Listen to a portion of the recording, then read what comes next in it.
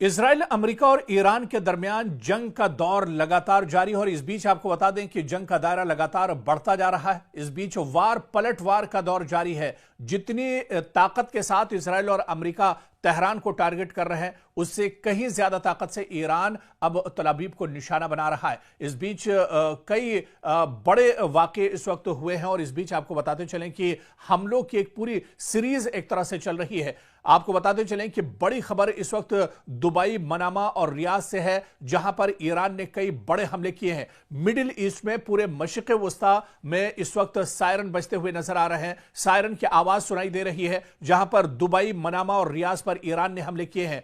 Iran ने बड़ा बयान इस बीच दिया है कि ईरान सरेंडर नहीं करेगा। आपको याद होगा कि अमेरिका के सदर डोनाल्ड ट्रंप ने बयान दिया था कि अमेरिका सरेंडर, ईरान सरेंडर कर दे और ईरान को एक तरह से हम बख्श देंगे। लेकिन इस बीच ईरान की लीडरशिप की तरफ से यह बड़ा बयान आया है। ईरान ने कहा है कि ईरान सरेंडर नहीं करेगा।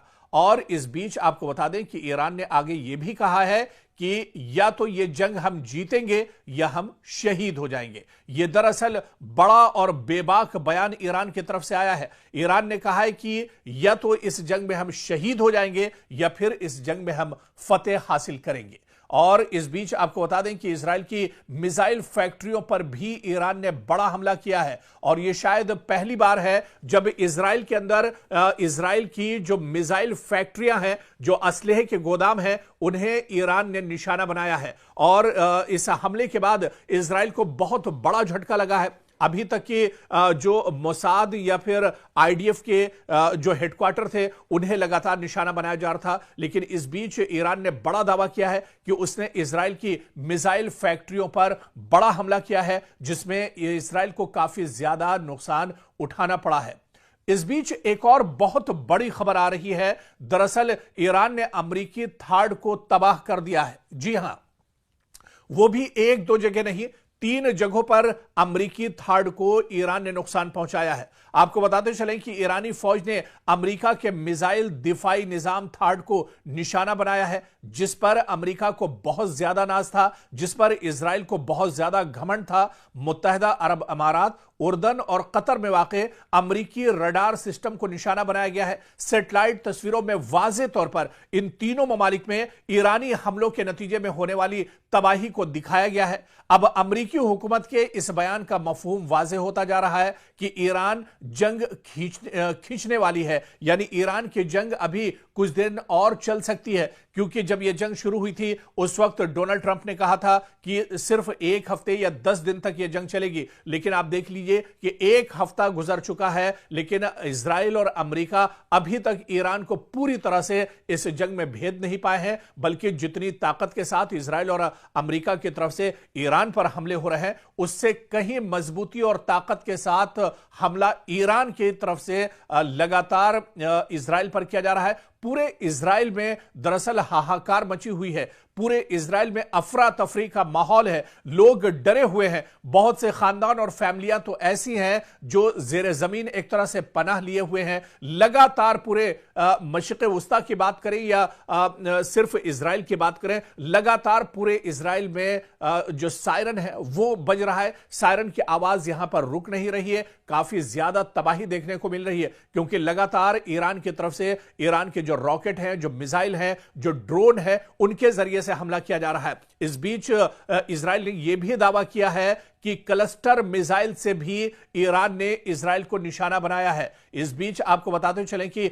ईरान ने भी कहा है कि शाहिद मिसाइल के जरिए उसने इजराइल पर हमला किया है। खुर्रम शहर 4 मिसाइल का भी इस्तेमाल अब एक तरह से ईरान कर रहा है। यह पहली बार है जब इस जंग में लेटेस्ट हथियारों का इस्तेमाल एक तरह से ईरान कर रहा है। शुरुआत में जो हमले इजराइल और तल अवीव की तरफ से के ऊपर ईरान की तरफ से हो रहे थे, उनमें दरअसल ईरान ड्रोन या फिर जो रॉकेट है या फिर जो पुराने मिसाइल थे, उनका इस्तेमाल एक तरह से ईरान कर रहा था। लेकिन अब जिस तरह से शाहिद मिसाइल, खुर्रम शहर 4 मिसाइल का इस्तेमाल लगातार किया जा रहा है, खैबर मिसाइल का इस्तेमाल किया जा रहा है, यह दरअसल ईरान की लेटेस्ट मिसाइल है जिसका इस जंग में पहली बार ईरान ने इस्तेमाल किया है। और शाहिद मिसाइल या खुर्रमशहर 4 मिसाइल दागने के बाद इजराइल के अंदर अफरा तफरी मची हुई है। इजराइल के अंदर काफी ज्यादा डर का माहौल बना हुआ है। इजराइल के अंदर चारों तरफ एक तरह से हाहाकार मचा हुआ है। लोग दौड़ते हुए एक तरह से नजर आ रहे हैं, चीखते पुकारते हुए नजर आ रहे हैं, क्योंकि अब जो हमला हो रहा है ईरान की तरफ से, यह हमला पूरी मजबूती के साथ हो रहा है, पूरी सटीक तरीके से यह हमला दरअसल अब ईरान की तरफ से किया जा रहा है। और आपको बताते चलें कि इन हमलों के नतीजे में इजराइल के अंदर बड़े पैमाने पर एक तरह से तबाही हो रही है। चारों तरफ मलबा ही मलबा नजर आ रहा है। कई इमारतें एक तरह से जमींबोज हो गई हैं और यहां तक कि जो अंडरग्राउंड टनल्स बनाई गई हैं, जो गुफाएं बनाई गई हैं, जो सेफ रूम दरअसल जेर जमीन बनाए गए हैं, वो सेफ रूम भी या सेफ जोन भी अब एक तरह से महफूज नहीं है, क्योंकि जिस तरह से ईरान की तरफ से बड़े पैमाने पर हमला किया जा रहा है, इन हमलों में जेर जमीन रहने वाले जो लोग हैं उनको भी काफी ज्यादा नुकसान पहुंच रहा है। और इस बीच आपको बताते चलें कि ईरान पूरी मजबूती के साथ लड़ रहा है और ईरान में सिक्योरिटी काउंसिल के सेक्रेटरी अली लारीजानी ने एक्स पर दावा किया है कि मुझे इत्तला मौसूल हुई है कि मुताद्दिद अमरीकी फौजियों को ईरान की अफवाज ने कैदी बना लिया है। जी हां, यह बड़ा दावा दरअसल ईरान के बड़े लीडर अली लारीजानी की तरफ से एक्स पर बाकायदा उन्होंने लिखा है कि मुझे यह इत्तला मौसूल हुई है ईरान से कि मुताद्दिद अमरीकी जो फौजी हैं उनको ईरान की फौज ने कैदी बना लिया है और उन्हें एक तरह से यरगमाल बना लिया गया है। खुद अली लारीजानी ने एक्स पर यह बयान दिया है। और इस बीच वहीं पर ईरान के एक और बड़े leader foreign minister Abbas Araghchi के मुताबिक ईरान के इक़दामात में शिद्दत की जिम्मेदारी दरअसल अमेरिका पर आयद होगी। यानी जितनी शिद्दत के साथ ईरान पर हमला किया जाएगा उससे कहीं ज्यादा शिद्दत पर ईरान एक तरह से इजराइल और अमेरिका को यानी दुश्मन को जवाब देगा। और ऐसे में अब्बास अराक्ची ने साफ तौर पर अलल ऐलान यह बयान दिया है। उन्होंने कहा है कि अगर ईरान को और ज्यादा मजीद या सख्त कदम उठाने पर मजबूर किया गया तो उसकी जिम्मेदारी अमेरिका और इजराइल पर एक तरह से आयद होगी। और इस बीच आप देखिए कि पूरे मशरिक़ वुस्ता में हमले रुक नहीं रहे हैं। पड़ोसी ममालिक पर दरअसल लगातार हमले हो रहे हैं, लेकिन ईरान ने एक बात यहां पर साफ कर दी है। ईरान ने कहा है कि पड़ोसी ममालिक पर हम हमले नहीं करेंगे जब तक कि वहां से कोई हमला नहीं किया जाता है। तो ईरान ने यह बात साफ कर दी है, क्योंकि ईरान ने पहले भी यह कहा था कि मशरिक़ वुस्ता में या मिडिल ईस्ट में जहां जहां पर ईरान ने हमला किया है, यह दरअसल जो मशरिक़ वुस्ता के ममालिक हैं, जो अरब ममालिक हैं, उन्हें टारगेट नहीं किया जा रहा है, बल्कि जहां पर अमेरिका की तंसीबात हैं, अमेरिका का साजो सामान है, अमेरिका की सिक्योरिटी फोर्सेस हैं, इजराइल के जो अलायंस फोर्सेस या उसके जो अलायंस ममालिक हैं, उन्हें दरअसल टारगेट किया जा रहा है। और इस बीच ईरान ने यह भी साफ कर दिया है, जब तक मशरिक़ वुस्ता का कोई मुल्क हमला ईरान पर नहीं करेगा तब तक ईरान भी कोई जवाबी कार्रवाई एक तरह से नहीं करेगा। और इस बीच आपको बता दें कि डोवियर एयरफोर्स जो कि अमेरिका में आता है, यहां पर एयरबेस पर सदर डोनाल्ड ट्रंप ने ईरान के साथ कशीदगी में हलाक होने वाले अमेरिकी फौजियों की लाशों का इस्तकबाल किया है। तो अब अमेरिका एक तरह से अपने फौजियों की लाशें भी ढो रहा है। अब आप देखिए कि दुबई में जो अमेरिकी फौजी मारे गए थे, ईरान के हमले में जो अमेरिकी फौजी एक तरह से मार गिराए गए थे, अब उन अमेरिकी फौजियों की लाशें एक तरह से अमेरिका पहुंच चुकी हैं। डोनाल्ड ट्रंप ने बाकायदा एयरबेस पर पहुंचकर इन लाशों का इस्तकबाल किया है और यहां पर अमेरिकी सदर के अहलिया भी उनके साथ मौजूद थी। और अब आप देखिए कि अमेरिका को जानी नुकसान भी इस जंग में बड़े पैमाने पर एक तरह से हो रहा है। डोवियर एयरफोर्स बेस से मौसूल होने वाली तस्वीर में सदर डोनाल्ड ट्रंप को अमेरिकी परचम में लपटे ताबूतों को फौजी तैयारे से उतारते हुए फौजियों को सलाम पेश करते हुए देखा जा सकता है। तो अब अमेरिका अपने फौजियों की लाशें एक तरह से ढो रहा है। हालांकि इसकी उम्मीद अमेरिका को बिल्कुल नहीं थी और अमेरिका यह मानकर चल रहा था कि हम जैसे ही जंग शुरू करेंगे ईरान एक तरह से हथियार डाल देगा, लेकिन ईरान ने यह साफ कहा है कि वो शहीद हो जाएंगे लेकिन दुश्मन को पीठ दिखाकर या हथियार डालकर नहीं भागेंगे।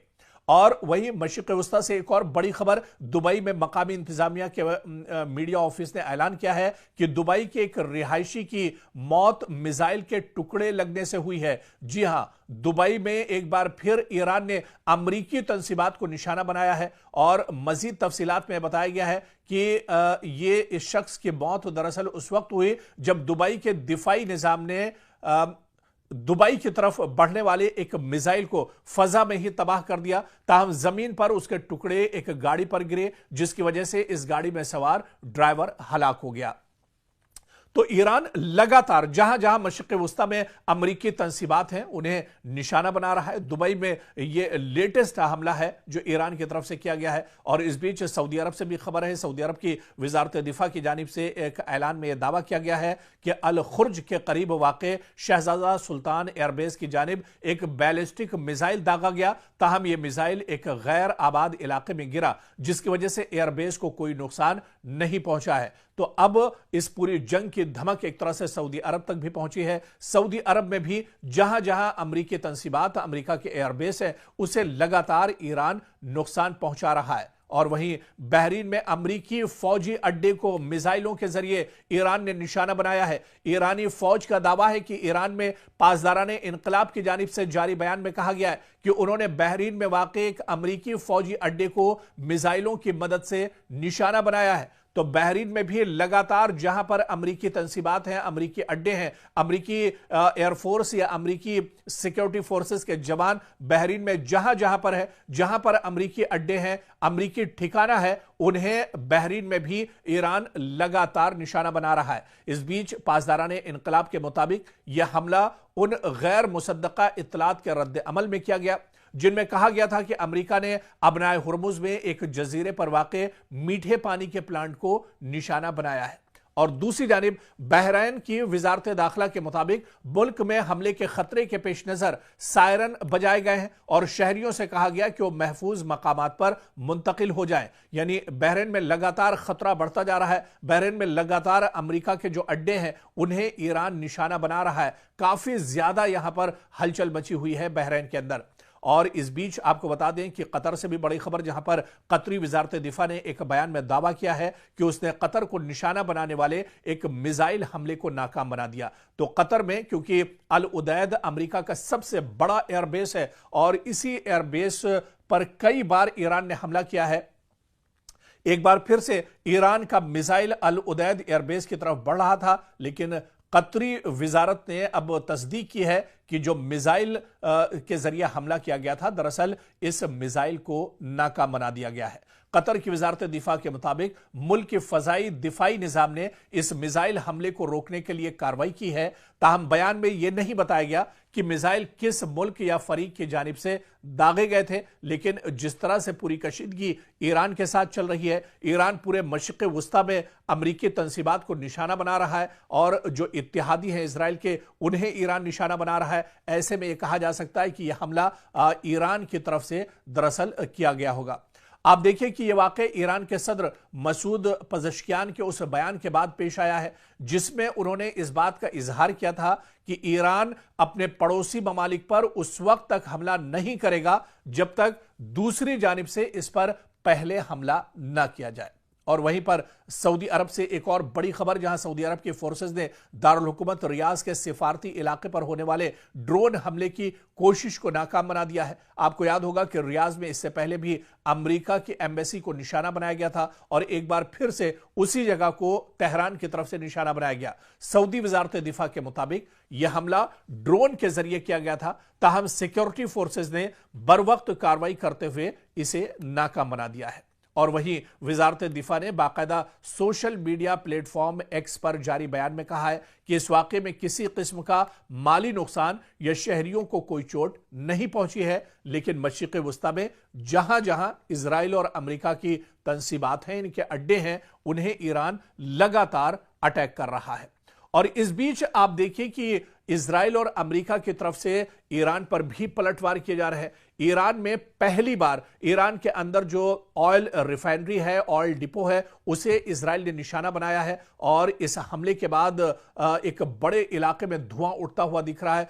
एक बड़े इलाके में भयानक आग चारों तरफ एक तरह से दिख रही है और यह शायद पहली बार है जब इजराइल या अमेरिका की तरफ से ईरान के अंदर ऑयल रिफाइनरी को नुकसान पहुंचाया गया है, क्योंकि ये इस वजह से भी जो एक्सपर्ट और माहिरीन बताते हैं कि ऑयल रिफाइनरी पर हमला करना मतलब अमेरिका और इजराइल का अपने पांव पर ही कुल्हाड़ी मारना है, क्योंकि जब से अबनाए हुर्मुज को एक तरह से ईरान ने बंद किया है उसके बाद दुनिया में पेट्रोलियम और गैस की किल्लत एक तरह से महसूस की जा रही है। तो कहीं ना कहीं ये जो कदम है वो अमेरिका और इजराइल के खिलाफ एक तरह से देखा जा रहा है। और इस बीच कुवैत से भी बड़ी खबर आई है, जहां पर कुवैत ने उसके public institution for social security पर हमले की बात कबूली है और उसने कहा है कि इस सोशल सिक्योरिटी जो इंस्टीट्यूशन है इस पर भी हमला किया गया है। बयान के मुताबिक इस हमले के नतीजे में इदारे की मरकजी इमारत को काफी ज्यादा नुकसान पहुंचा है और यह बयान ऐसे वक्त में सामने आया है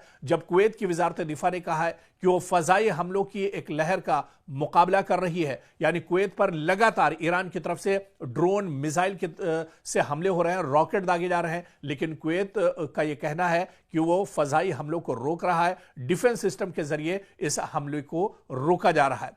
वहीं वजारत दिफा ने शहरियों से अपील की है कि वो हिफाजती हिदायत पर सख्ती से अमल करें और हुक्काम की तरफ से जारी करदा हिदायत को नजरअंदाज न करें।